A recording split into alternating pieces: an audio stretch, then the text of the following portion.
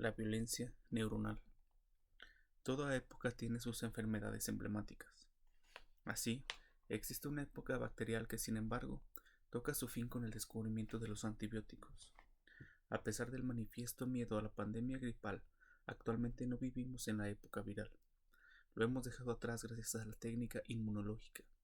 El comienzo del siglo XXI, desde un punto de vista patológico, no sería ni bacterial ni viral, sino neuronal. Las enfermedades neuronales como la depresión, el trastorno por déficit de atención con hiperactividad (TDAH), el trastorno límite de la personalidad (TLP) o el síndrome de desgaste ocupacional (SDO) definen el panorama patológico de comienzos de este siglo. Estas enfermedades no son infecciosas, no son infartos ocasionados por la negatividad de los otros inmunológicos, sino por un exceso de positividad. De este modo, se sustraen de cualquier técnica inmunológica destinada a repeler la negatividad de lo extraño. El siglo pasado representó una época inmunológica, mediada por una clara división entre el dentro y el afuera, el amigo y el enemigo, o entre lo propio y lo extraño. También la Guerra Fría obedecía a este esquema inmunológico. Ciertamente, el paradigma inmunológico del siglo pasado estaba a su vez dominado por completo por el vocabulario de la Guerra Fría, es decir, se regía conforme a un verdadero dispositivo militar. Ataque y defensa determinaban el procedimiento inmunológico. Este dispositivo, que se extendía más allá de lo biológico hasta el campo de lo social, o sea, a la sociedad en conjunta, encerraban una ceguera. Se repele todo lo que es extraño. El objeto de la resistencia inmunológica es la extrañeza como tal, aun cuando el extraño no tenga ninguna intención hostil, incluso de él no parta ningún peligro. Será eliminado a causa de su otredad. En los últimos tiempos han surgido diversos discursos sociales que se sirven de manera explicada de modelos explicativos procedentes del campo inmunológico. Sin embargo, no cabe interpretar el hecho de que el discurso inmunológico esté en boga como indicio de que la sociedad de hoy esté, más que nunca, organizada inmunológicamente. Que un paradigma sea de forma expresa elevado objeto de reflexión es a menudo una señal de su hundimiento. Desde hace algún tiempo se estaba llevando a cabo de manera inadvertida un cambio de paradigma. Al final de la Guerra Fría tuvo lugar precisamente en el marco de este cambio. Hoy en día, la sociedad incurre de manera progresiva en una constelación que sustrae por completo del esquema de la organización y resistencia inmunológicas. Se caracteriza por la desaparición de la otredad y la extrañeza. La otredad es la categoría fundamental de la inmunología. Cada reacción inmunológica es una reacción frente a la otredad, pero en la actualidad, en lugar de esta, comparece la diferencia, que no produce ninguna reacción inmunitaria. La diferencia postinmunológica es más posmoderna, ya no genera ninguna enfermedad. En el plano de la inmunología corresponde a lo idéntico. A la diferencia le falta, por decirlo así, el aguijón de la extrañeza, que provocaría una violenta reacción inmunitaria. También la extrañeza se reduce a una fórmula de consumo. Lo extraño se sustituye por lo exótico y el turista lo recorre. El turista o el consumidor ya no es más un sujeto inmunológico. Asimismo, Roberto Espósito basa su teoría de la inmunitas en un falso supuesto cuando constata: un día cualquiera de los últimos años, los diarios publicaron, acaso en las mismas páginas, noticias aparentemente heterogéneas, que tienen en común fenómenos como la lucha contra un nuevo brote epidémico, la oposición al pedido de extradición de un jefe de Estado extranjero acusado de violaciones a los derechos humanos, el esfuerzo de las barreras contra la inmigración clandestina y las estrategias para neutralizar el último virus informático. Nada, mientras se los lea en el interior de sus respectivos ámbitos separados: medicina, derecho, política social y tecnología informática. Sin embargo, las cosas son distintas si se los refiere a una categoría interpretativa que haya la propia especificidad justamente en la capacidad de cortar transversalmente sus lenguajes particulares, refiriéndolos a un mismo horizonte de sentido. Como ya se pone de manifiesto desde el título de este ensayo, he identificado tal categoría como la inmunización. A pesar de su falta de homogeneidad léxica, todos los acontecimientos antes citados pueden entenderse como una respuesta de protección ante un peligro. Ninguno de los sucesos que menciona Espósito indica que nosotros nos encontremos en plena época inmunológica. Asimismo, El llamado inmigrante no es hoy en día en ningún otro inmunológico, ningún extraño en sentido empático, del que se derive un peligro real o de quien se tenga miedo. Los inmigrantes o refugiados se consideran como una carga antes que como una amenaza. Del mismo modo, el problema del virus informático no le corresponde ya a una virulenta social de semejante dimensión. Así, no es casualidad que Espósito dedique su análisis inmunológico a problemas que no son del presente, sino exclusivamente a objetos del pasado. El paradigma inmunológico no es compatible con el proceso de globalización. La autoridad que suscitaría una reacción inmunitaria se opondría a un proceso de disolución de fronteras. El mundo inmunológicamente organizado tiene una topología particular. Está marcado por límites, cruces y umbrales, por vallas, zanjas y muros. Estos impiden el proceso de cambio e el intercambio universal. La promiscuidad general que en el presente se da en todos los ámbitos de la vida y la falta de la autoridad inmunológicamente efectiva se condiciona de manera mutua. Del mismo modo, la hibridación que domina no solo el actual discurso teórico-cultural, sino también el estado de ánimo de la actualidad en cuanto tal es diametralmente opuesta a la inmunización. La hipertesia inmunológica no permitiría ninguna hibridación. La dialéctica de la negatividad constituye el rasgo fundamental de la inmunidad. Lo otro inmunológicamente es lo negativo, que penetra en lo propio y trata de negarlo. Lo propio aparece ante la negatividad de lo otro si a su vez no es capaz de negarla. La autoafirmación inmunológica de lo propio se realiza, por tanto, como negación de la negación. Lo propio se afirma en lo otro negando su negatividad. También la profilaxis inmunológica, es decir, la vacunación, sigue la dialéctica de la negatividad. En lo propio se inserta solo fragmentos de lo otro a fin de provocar la reacción inmunitaria. La negación de la negación se realiza en este caso sin peligro de muerte, porque la resistencia inmunológica no se ve confrontada con lo otro en cuanto tal. Se ejerce voluntariamente una pequeña autoviolencia para proteger de una violencia mucho mayor que sería mortal. La desaparición de la otredad significa que vivimos en un tiempo pobre de negatividad. Ciertamente, las enfermedades neuronales del siglo XXI siguen a su vez una dialéctica, pero no de la negatividad, sino de la positividad. Consiste en estados patológicos atribuibles a un exceso de positividad.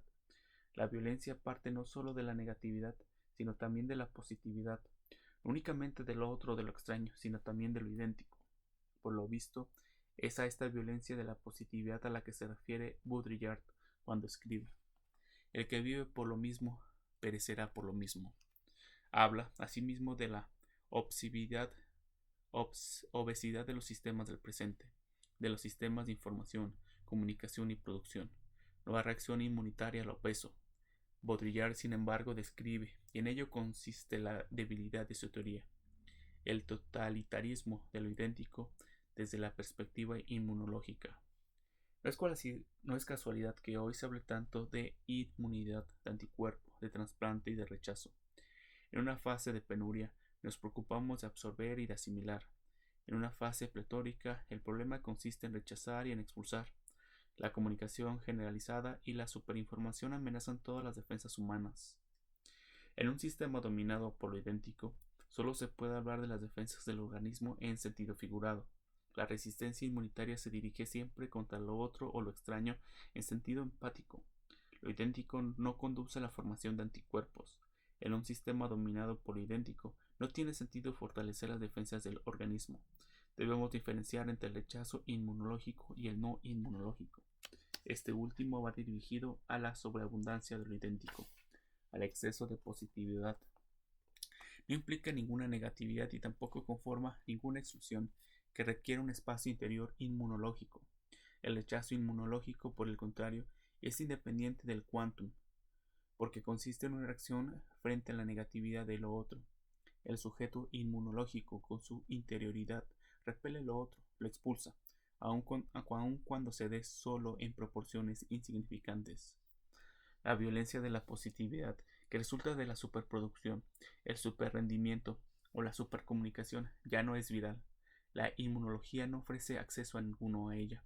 La repulsión frente al exceso de positividad consiste en ninguna resistencia inmunológica, sino en una abreacción digestivo-neuronal y en un rechazo. El agotamiento, la fatiga y la asfixia ante la sobreabundancia tampoco son reacciones inmunológicas. Todos ellos consisten en manifestaciones de una violencia neuronal que no es viral, puesto que no se deriva en ninguna negatividad inmunológica. Por eso, la teoría baudrillardiana sobre la violencia carece de claridad argumentativa, puesto que intenta describir la violencia de la positividad, o mejor dicho, de lo idéntico, que no implica ninguna autoridad desde las claves inmunológicas. Así, escribe. Se opone una forma propiamente contemporánea de violencia, más sutil que la de la agresión. Es la violencia de la disuasión, de la pacificación, de la neutralización, del control. La violencia suave del exterminio. Violencia terapéutica, genética, comunicacional. Violencia del consenso.